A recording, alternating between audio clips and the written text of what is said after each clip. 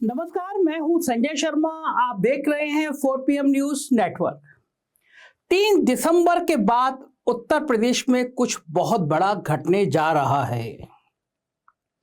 Bharatiya Janata party जिस राज्य को सबसे मजबूत राज्य समझ रही है, जिस राज्य में उसकी जड़ें सबसे ज्यादा मजबूत हैं गुजरात के बाद, मुझे नहीं पता कि वहां पर नए नए प्रयोग करने की, नई नई साजिशें करने की जरूरत क्यों पड़ रही है।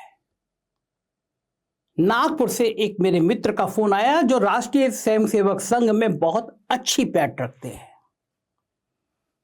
और उन्होंने जो सूचना दी, उनके पास जो जानकारी है वो आपके होश उड़ा देगी। भारतीय जनता पार्टी के बड़े नेता अपने ही नेता को निपटाने की प्लानिंग में लग गए हैं। यकीन खत्म हो गया है योगी आदित्यनाथ पर। बहुत बड़ी गलती कर रही है भारतीय जनता पार्टी योगी आदित्यनाथ को चुनाव से पहले छेड़कर।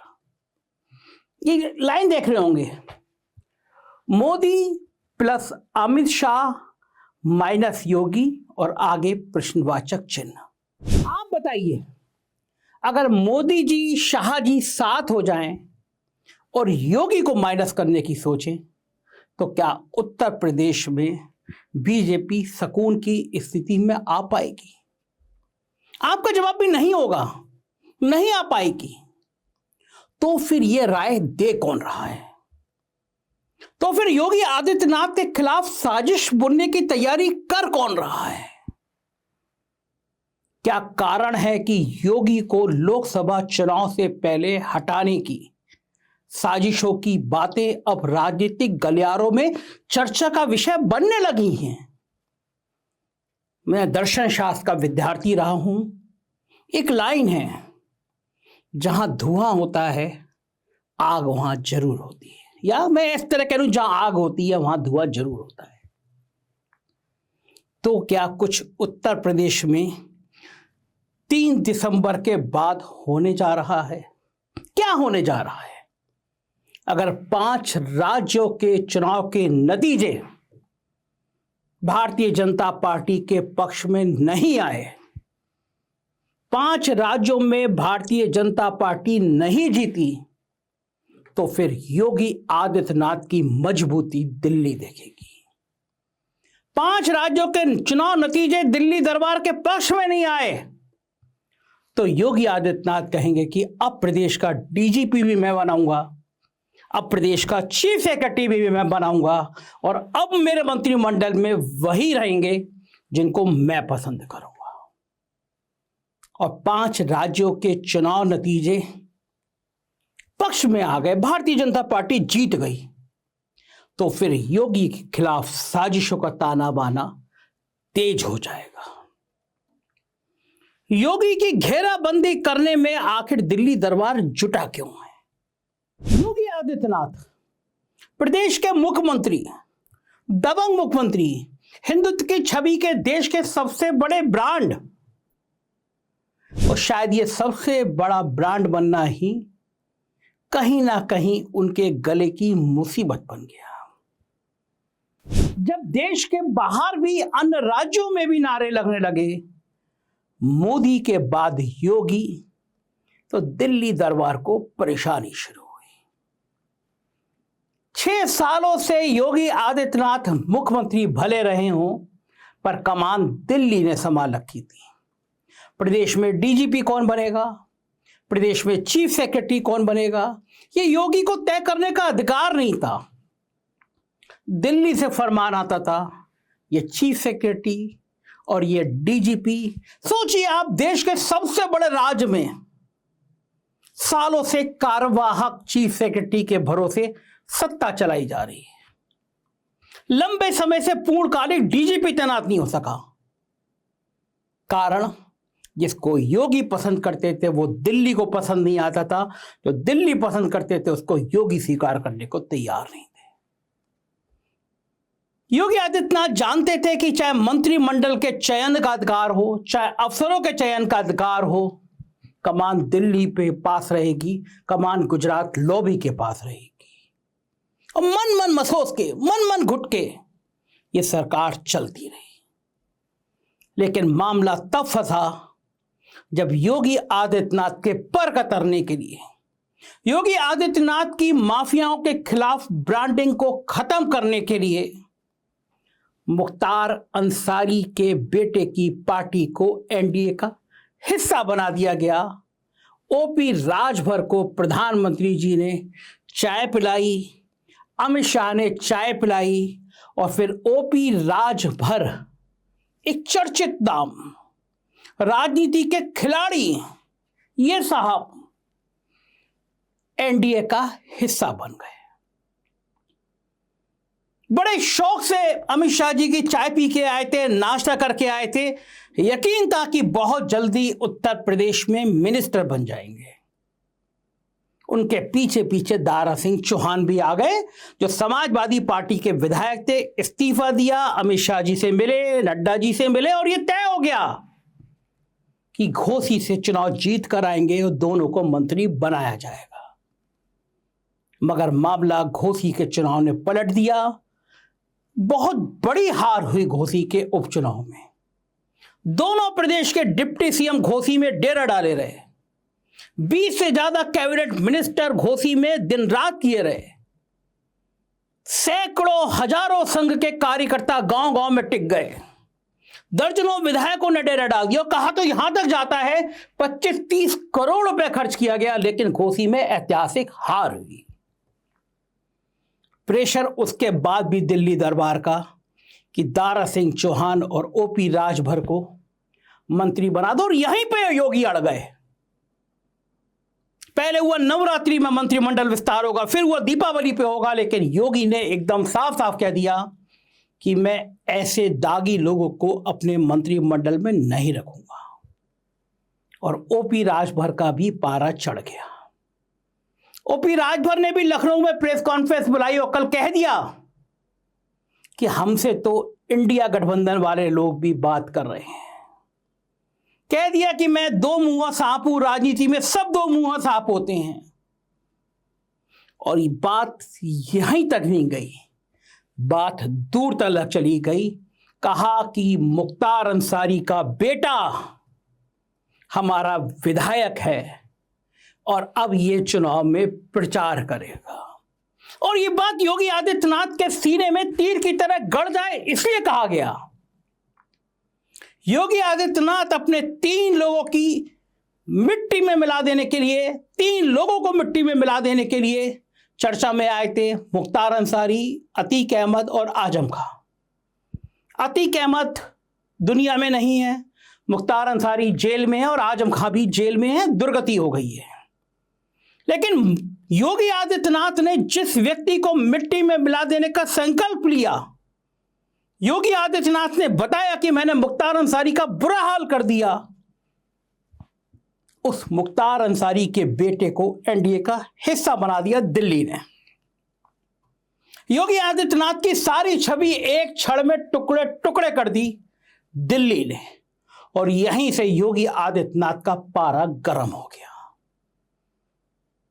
सोशल मीडिया पे कहा जाने लगा कि अब योगी आदित्यनाथ किस मुंह से बात करेंगे माफियाओं के खिलाफ, क्योंकि उनके मंच पर मुख्तार अंसारी का बेटा जमानत पर छूटने के बाद आएगा, क्योंकि वो भी अब एनडीए का हिस्सा है।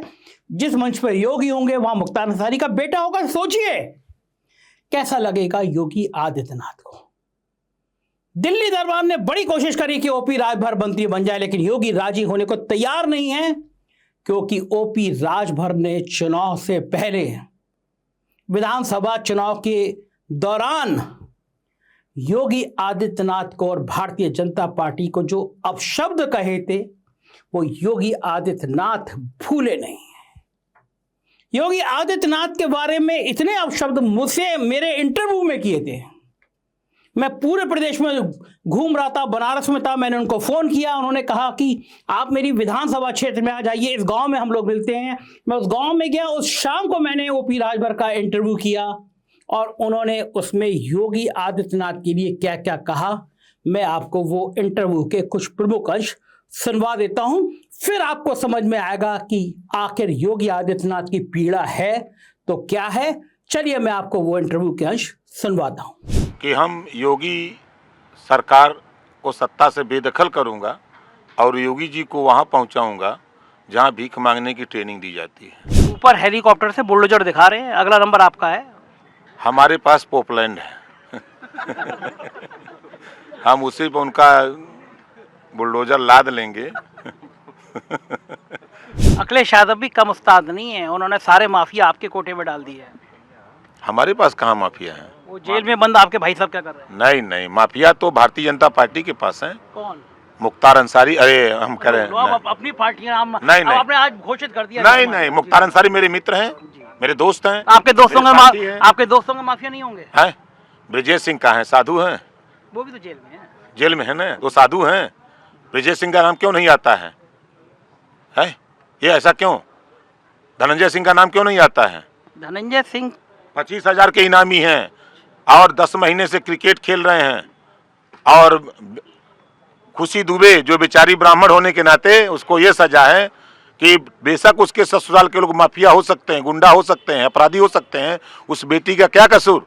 जिस बेटी को जेल में डाल करके योगी बाबा, खुशी दुबे कोई कसूर नहीं, एक एनसीआर भी नहीं, उसको जेल में भेज दिया और 25,000 का इनामी क्रिकेट के खेल में घुमा रहे हैं। एक बार तो आप भी ब्रिजेश सिंह से मिलने गए थे। हम तो सबसे मिलते हैं, जेल में भी मिलने गए। हम राजा भैया से भी मिलते हैं, ब्रिजेश सिंह से भी मिलते हैं, धनंजय सिंह से भी मिलते हैं, हम मुख्तार अंसारी से मिलते हैं, अतीक अहमद से मिलते हैं, सबसे मिलते हैं। सारे माफिया चेले आपके। आप समझ लीजिए केकर चरित्र ठीक है? योगी बाबा का चरित्र ठीक है का? उनके चरित्र में कैसे बात है? क्या जिस दिन शपथ ले उनके ऊपर आपराधिक मुकदमे थे, उन्होंने मुख्यमंत्री बनने के बाद मुकदमा वापस किया। हमारे deputy CM Keshav Maurya stool वाला मंत्री कहते हैं, हम स्टूल वाले डिप्टी सीएम हैं। इनके ऊपर पूरे प्रदेश में पिछड़ों की उत्थान किया केशव मौर्य ने। इतना उत्थान किया कि पिछड़ों को स्टूल पर बैठा दिया। योगी बाबा, इनके 2 चेले हैं, एक नवनीत सहगल, एक अवनीश अवस्थी, यही 2 हैं और तो कुछ है ये नहीं है। 2 बड़े माफिया हैं, एक मुख्तार अंसारी, एक धनंजय सिंह, जो ब्रिजेश सिंह के गुट में हैं। तो आपके दोनों चेले तो दोनों की दोस्ती क्यों नहीं करा देते हैं? ऐसा बाना आपसे बताएं सच, दोनों दोस्त हैं दोनों। वो सब धनंजय सिंह और मुख्तार अंसारी दोस्त हैं, सब दोस्त हैं। भीतरा जितना काम है ब्रिजेश सिंह और मुख्तार अंसारी, सब भीतरा जितना काम होता देश में ना, सब मिल के करते हैं। जनता का जानी, हम जाना चाहिए ना। वही जैसे आप और बीजेपी मिलके करते हैं और बसपा अखिलेश मिलके कहते हैं, सब नेता बड़े बड़े एक होते हैं, ऐसी माफिया भी सब बड़े माफिया एक। जनता मूर्ख होती है। जनता मूर्ख नहीं है, जनता सब समझ रही है। ये दोनों पारी तो समझा दे ले। देखा आपने क्या बढ़िया अंदाज था। आप सोचिए कि ये जो ओपी राजभर योगी आदित्यनाथ के बारे में इतना खराब बोल रहे हैं, योगी आदित्यनाथ कैसे उनको मंत्रिमंडल में शामिल कर रहे हैं। तो फिर दिल्ली दरबार ने एक नई तरकीब सोची है। दिल्ली दरबार को अंदेशा है, एक रिपोर्ट गई है, उससे दिल्ली दरबार डर गया है। उस रिपोर्ट में कहा गया है कि योगी आदित्यनाथ की टीम को समझ में आ गया है कि अगर इतने ही प्रचंड बहुमत से भारतीय जनता पार्टी सरकार में आई तो 2024 में सरकार बनते ही योगी आदित्यनाथ को हटा दिया जाएगा।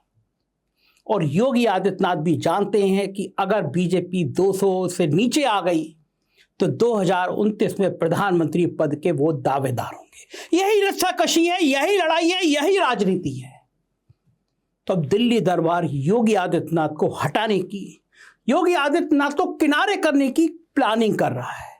समस्या यह है कि योगी आदित्यनाथ का चेहरा बड़ा है, हिंदुत्व के वो नायक बन गए हैं, अलग अलग राज्यों में उनकी डिमांड है। और सबसे बड़ी बात यह है कि योगी आदित्यनाथ अक्खड़ स्वभाव के हैं, वो राजनेता नहीं है जो मैनिपुलेशन कर सकें।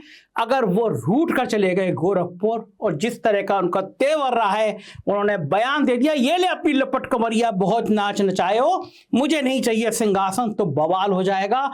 जो सूबा सबसे बड़ा मजबूत समझा जा रहा है, वहां पे बीजेपी को 2 डिजिट में आने में भी परेशानी हो जाएगी। गले में सांप लटका हुआ है, करें तो करें क्या। तब योगी आदित्यनाथ के खिलाफ साजिशें तेज हो गई। उनके प्रिय अफसर अवनीश अवस्थी के कारनामे सामने लाने की तैयारी हो गई है। दिल्ली में कुछ जांच एजेंसियों ने उनके कामों की, उनकी संपत्तियों की, विकास दुबे के मर्डर के बाद एक अपराधी जय दुबे से उनके रिश्तों की, जय दुबे अवनीश अवस्थी के शादी में था, उनके परिवार की शादी में था, उनसे निजी संबंध है, इन सब की पड़ताल शुरू कर दी है। और दूसरा नाम मुझे आज पता चला, योगी आदित्यनाथ के सबसे करीबी अफसर जो इस समय प्रदेश में कृषि उत्पादन आयुक्त हैं, मनोज सिंह, उनका नाम भी चर्चा में आ गया। मेरे पास आज एक व्यक्ति ने फ़ोन किया दिल्ली से, कहा कि सैमसंग के संग जो डील हुई है, क्या आपको पता है? हम कुछ कागज जल्दी आपको भेजेंगे। ये सारी बातें इसलिए हो रही हैं कि एक तरफ कहा जाए, एक तरफ मीडिया के हिस्से में आए कि उत्तर प्रदेश में बहुत बड़े पैमाने पे भ्रष्टाचार हुआ है। अचानक ये बातें हवा में तैरने लगी कि 2 एक्सप्रेसवे बने, पूर्वांचल और बुंदेलखंड। दोनों एक्सप्रेसवे का उद्घाटन प्रधानमंत्री ने किया और महीने भर के अंदर दोनों एक्सप्रेसवे धंस गए। किस अफसर ने कितना कमीशन खाया, किन कंपनियों को दिया, कैसे एक्सप्रेसवे धंस गए, इसकी पड़ताल तेज कर रहा है दिल्ली। और ये कारनामे योगी आदित्यनाथ की छवि को डेंट कर सकते हैं। इस तरह की बातें आने लगी, इस तरह की चर्चा होने लगी। योगी आदित्यनाथ ने भी इस बार मध्य प्रदेश और राजस्थान में बहुत भाव नहीं दिया, कहा कि मैं व्यस्त हूं, कम समय दे पाऊंगा। योगी आदित्यनाथ समझ गए हैं कि अब दिल्ली कमजोर है, अब वक्त आ गया है जो दिल्ली ने 6 साल तक उनके साथ किया, दिल्ली को जवाब दिया जा सके। योगी आदित्यनाथ को समझ आ गया है कि अब देश भर में उनकी डिमांड बढ़ गई है, दिल्ली की आंखों में आंखें डाल के बात कर सकते हैं। संघ के वो दुलारे हैं, संघ चाहेगा तो फिर वो प्रधानमंत्री पद के उम्मीदवार हो सकते हैं और राजनीति में किसी भी संभावना को नकारा नहीं जा सकता। ये बात दिल्ली को परेशान कर रही है। उत्तर प्रदेश की यह साजिश, उत्तर प्रदेश की यह राजनीति भारतीय जनता पार्टी के सारे सपनों को खत्म कर सकती है। अगर उत्तर प्रदेश गड़बड़ाया, अगर उत्तर प्रदेश में इस तरह की नाराजगी बढ़ी, अगर उत्तर प्रदेश में कार्यकर्ताओं में यह मैसेज गया, तो भाजपा को लेने के देने पड़ जाएंगे। डिप्टी सीएम केशव प्रसाद मौर्य और योगी आदित्यनाथ के बीच जो गुटबाजी चल रही है, जो कोड़बाड़ चल रही है, उसके चर्चे भी गलियारे में हैं। यहां तक बताया जा रहा है, केशव मौर्य को इशारा किया गया है कि वो पिछड़े वर्ग को मैसेज दें। बिहार में जातीय जनगणना का मुद्दा उठाने के बाद भाजपा के कुछ पिछड़ी जाति के विधायकों से यह कहलवाया जा सकता है कि जब आबादी 65%, 70% पिछड़ी जाति की है, तो उत्तर प्रदेश और उत्तराखंड में ठाकुर मुख्यमंत्री क्यों, पिछड़ी जाति का मुख्यमंत्री क्यों नहीं? केशव प्रसाद मौर्य कैबिनेट बैठक में नहीं गए, कैबिनेट की मीटिंग में नहीं गए, अयोध्या के दीपोत्सव कार्यक्रम में नहीं गए। और ये सारी बातें अब दिल्ली से लखनऊ तक, लखनऊ से बलिया तक, बलिया से गांव-गांव तक फैल रही है कि यूपी में सब कुछ ठीक नहीं चल रहा। और जिसका यूपी उसका देश, देश को सबसे ज्यादा सीटें देने वाले राज्य में अगर ये बातें चल रही हैं, तो जाहिर है भाजपा की परेशानी आने वाले दिनों में और बढ़ सकती है। क्या होगा मैं आपको बताता रहूंगा। आप देखते रहिए 4PM न्यूज नेटवर्क। राजनीति की असली और सच्ची खबरें आपको यहीं मिलेगी। शुक्रिया, थैंक यू।